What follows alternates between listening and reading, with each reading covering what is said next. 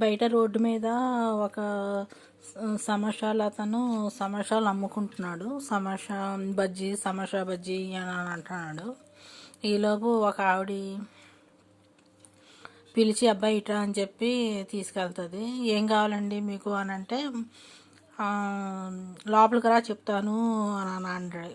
ఏం చెప్పండి, ఏంటి లోపల తీసుకెళ్తున్నారు, ఏంటి చెప్పండి అంటే, ఏం లేదు నేను కొనుక్కుంటాను కానీ ఇక్కడ ఈ గదిలో అరువు సమోసా బజ్జీ అని అరువు అంటే, అదేంటి అలా అంటున్నారు ఏంటండి, ఆయన పడుకున్నారు కదా అంటే, వాళ్ళ ఆయన పడుకున్నారు కదా ఏంటండి అలా అంటున్నారు అని అంటే, లేదు నేను తర్వాత చెప్తాను కదా, ముందు నువ్వు అటు ఇటు తిరిగి అరుస్తూ ఉండు, అమ్ముతూ అరుస్తూ ఉండు అని అంటే, ఇక వాడు సమోసా బజ్జీ వేడి వేడి సమోసా బజ్జీ అనుకొని తిరుగుతూ ఉంటాడు. ఈలోపు ఎదురింటి ఒక ఆవిడకి డౌట్ వచ్చి తొంగి చూస్తూ ఉంటుంది. వచ్చి అడుగుతుంది, ఏంటి వదిన అన్నయ్య పడుకుంటే అలా అరిపిస్తున్నావు బయట రోడ్డు మీద అతను తీసుకొచ్చి అని అంటే, ఏం లేదు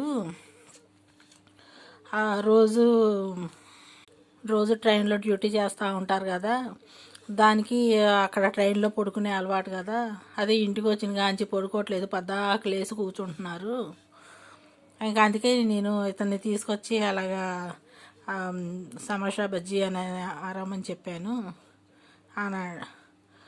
ఇక ఇష్టాన్ని అయిపోయింది. ఇక ఇదేంట్రా బాబు, ఇలాంటి వింత మనుషులు కూడా ఉంటారా అనేసి. ఇలాంటి వింత మనుషులు కూడా ఉంటారండి.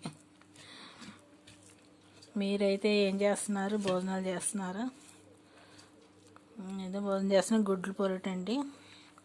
ఏదో ఒక ఉల్లిపాయ పెట్టుకున్నాను, అదిగా పెరుగు అయితే ఉంది.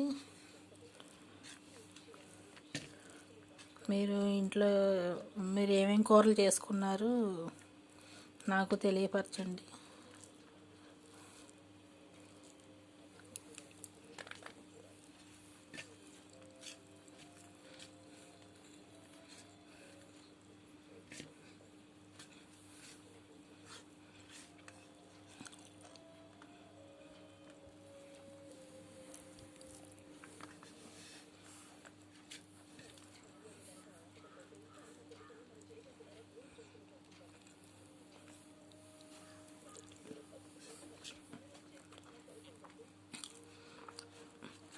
బాయ్ అండి.